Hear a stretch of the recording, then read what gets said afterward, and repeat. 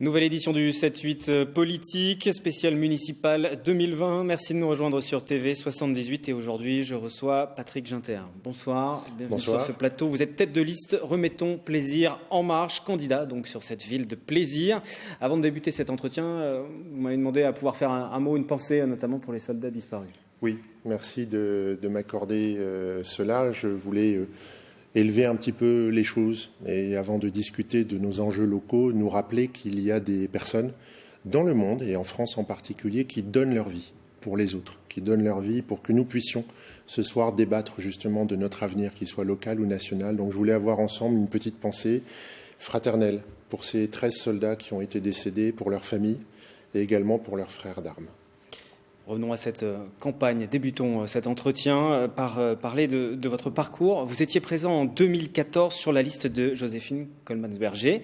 Vous avez même, durant ce mandat, été son adjoint aux finances, et ce n'est qu'en septembre 2019 que vous avez décidé de prendre vos distances, de passer dans l'opposition. Pourquoi ce choix et pourquoi si tard ? Alors effectivement, j'avais été nommé par Joël Regnault, le maire précédent en charge des finances et de la commande publique. Et puis avec Madame Coleman-Berger, nous avons poursuivi ensemble sur un certain nombre de choses sur lesquelles nous étions d'accord en début de mandat, avec une feuille de route que nous avions définie ensemble et puis qui petit à petit s'est avéré un grand écart, avec beaucoup de différences de point de vue, de gestion, d'orientation, qui ont fait que quasiment un tiers de la liste est sorti à plusieurs reprises pendant 3 ans, que nous nous sommes posé des questions à plusieurs tout au long de ce parcours. Et puis, quand on est adjoint, quand on voit la difficulté face aux dotations, face aux finances, on va le plus loin possible dans le mandat que vous confie les Plaisirois, au-delà de celui que vous confie le maire. Et on ne lâche pas forcément les choses comme ça, mais quand on est vraiment en désaccord, on se doit de bouger. Mais quitte à avoir des désaccords profonds, vous n'avez pas pensé à partir plus tôt, à quitter cette majorité plus tôt ? Je reviens juste sur les mots que vous avez eus au moment de ce conseil. On a vu quelques images du conseil du mois de septembre. Vous avez eu des mots assez durs, un désaccord sur la gestion, les orientations, le mode de fonctionnement mis en place par la maire. Oui. Elle a mis la ville en panne. Oui, absolument. C'est notre diagnostic.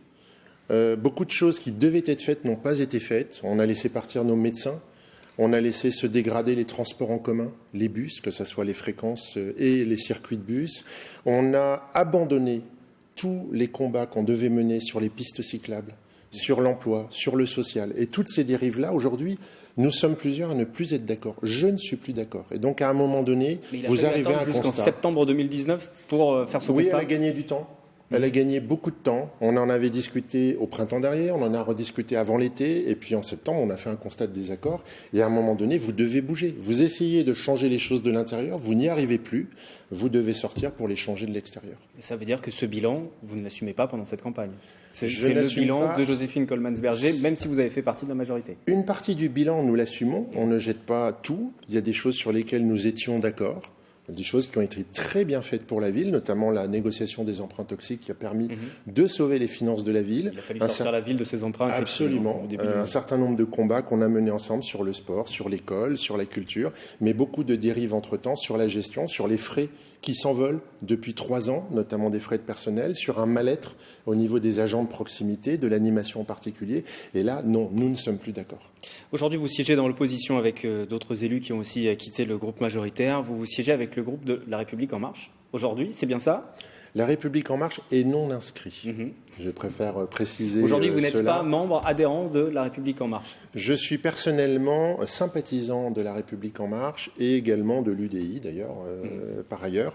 Et nous avons rejoint effectivement le groupe de Bernard Ansart, Régis Mortier et Marc Gineston, qui nous apparaissait comme un groupe à la fois constructif tout au long du mandat, mais aussi propre à nous amener demain à constituer une liste de majorité plurielle après les élections. Ils seront présents sur votre liste, ils sont présents sur cette liste. Certains d'entre eux seront présents sur la liste. Je pense notamment à Bernard Ansart, oui, ancien socialiste, aujourd'hui République En Marche. Est-ce que vous allez présenter une liste soutenue ou investie par La République En Marche ? Est-ce que justement vous avez fait des démarches dans ce sens ?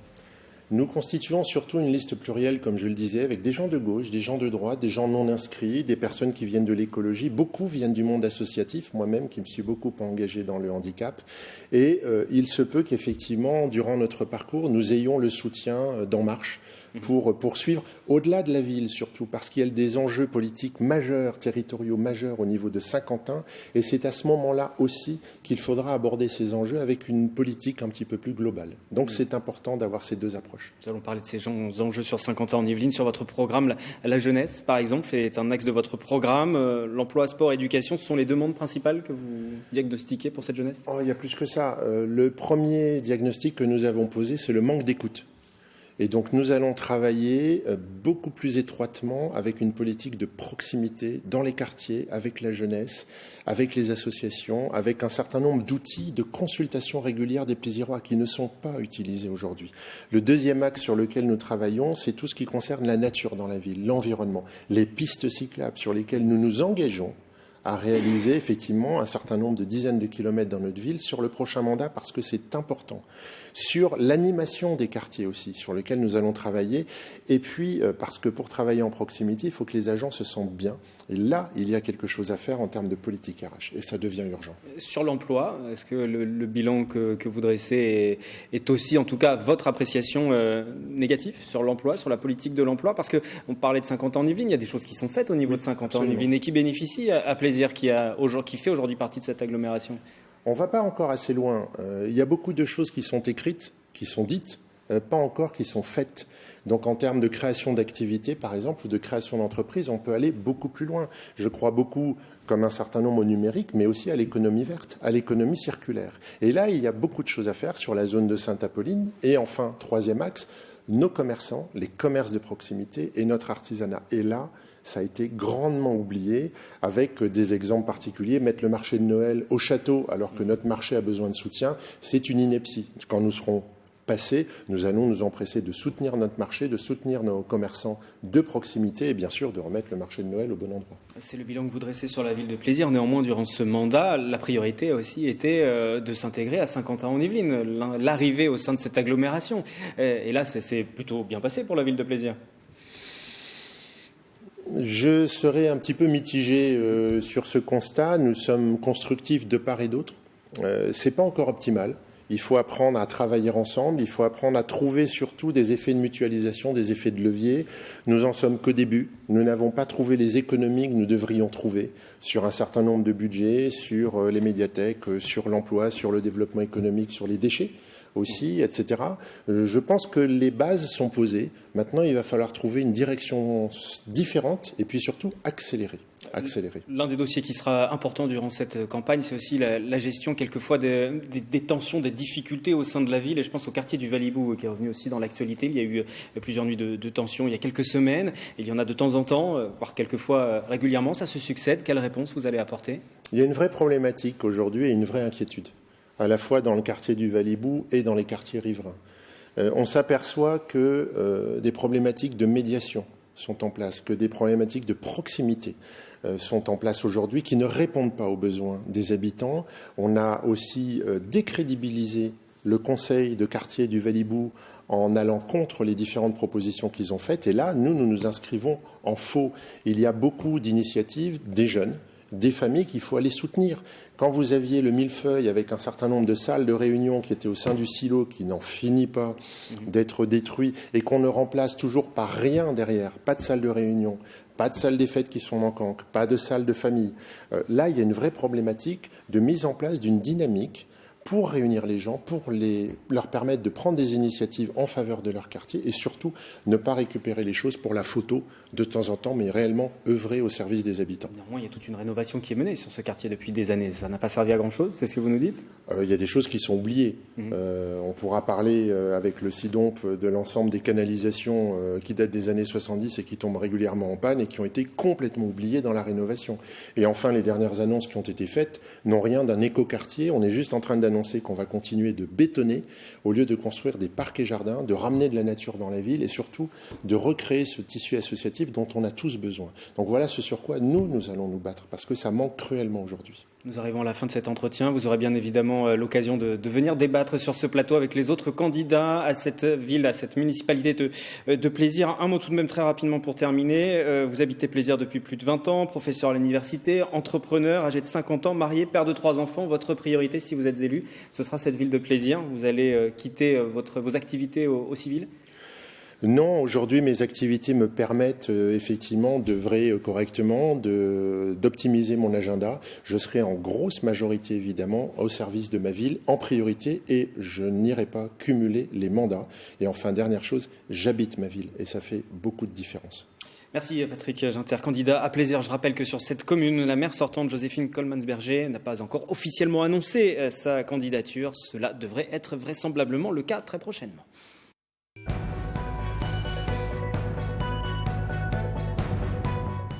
Cette édition du 7-8 politique municipale 2020 se poursuit sur TV 78 chaque mardi en direct 18h45. Nous faisons le point sur la campagne des municipales dans les Yvelines avant le premier tour. Ce sera le 15 mars. Direction Trappes où le maire sortant, candidat à un nouveau mandat, Guy Malandin, vient de recevoir le soutien de La République En Marche. Guy Malandin, ancien membre du Parti Socialiste et qui pour le moment n'a pas donné suite à nos demandes d'invitation sur ce plateau pour son adjoint, Ali Rabel, lui aussi candidat. Mais face à lui et sous l'étiquette notamment Génération, il s'agit là de s'inscrire dans les traces d'un parti clairement à droite. Il estime donc être aujourd'hui le seul candidat de gauche. Pendant ce temps, sur cette commune de Trappes, Othman Nasrou a présenté une partie de son programme. La tête de liste engagement Trappes Citoyens et son colistier Moustapha Larbaoui ont dévoilé 10 engagements, parmi lesquels l'arrêt de la bétonisation de la ville, l'isolation phonique de la Nationale 10, une police municipale 24 heures sur 24 et la baisse de la taxe foncière. Les deux hommes politiques reviennent sur ce dernier point au micro de Mickaël Elmidoro. Ce qui est vrai, c'est qu'on a besoin de gens, des propriétaires et de locataires. On a surtout besoin de gens heureux à Trappes, mais qui peuvent s'engager au-delà de leurs taxes. La réalité, c'est qu'on a un projet qui va s'adresser à tous les trappistes, et pas à une partie de la ville contre une autre. La taxe foncière, il faut juste la positionner intelligemment. Quand on parle de l'école, c'est évidemment un sujet, et Trappes est une ville familiale qui concerne tous les parents. Et on retrouve ainsi, encore une fois, un projet pour toute la ville. Ensemble pour les Yvelines, le groupe de la majorité départementale vient d'attribuer ses premiers soutiens pour ces municipales, 36 en tout, parmi lesquels Philippe Benassaya, maire sortant de Bois d'Arcy, Jean-Michel Fourgousse, maire sortant d'Elancourt, Philippe Guiguen, également lui adjoint aux Clés-sous-Bois, et puis Sonia Brault, maire sortante de Saint-Cyr-l'École. Pour Pierre Bédier, président des Yvelines, il s'agit là, je cite, de soutenir ceux qui se distinguent par leur volonté, leur capacité de faire primer les intérêts locaux de leurs habitants sur les enjeux politiciens, qu'ils appartiennent ou non à une formation politique de droite. À Poissy également, le maire sortant Carl Olive, lui, a reçu le soutien de l'EPI. Son opposante Nathalie Martin, tête de liste Poissy demain, dévoile une partie de son programme et elle met l'accent sur la cause animale. Parmi les propositions qu'elle vient de rendre publiques, la mise en place d'une alternative végétarienne quotidienne dans les cantines scolaires, l'interdiction et le refus de l'installation de cirques avec animaux sur la commune ou encore un budget consacré à la lutte contre la prolifération des animaux errants.